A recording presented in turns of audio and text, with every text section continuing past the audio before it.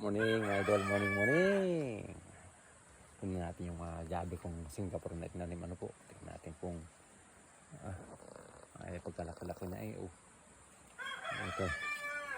Pagka umulan eh po yun may payong.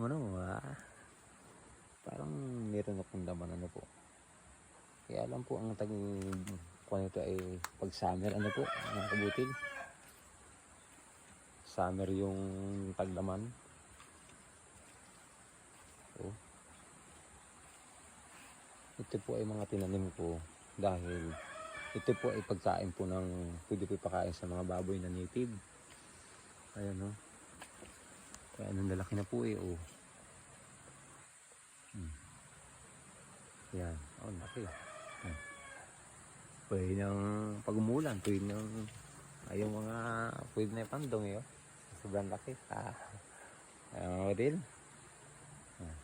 Siguro kapag ako po yung nakabili ng pwedeng pang ng sigang na pangulam, pwede po yan kunan ng laman. Ano po?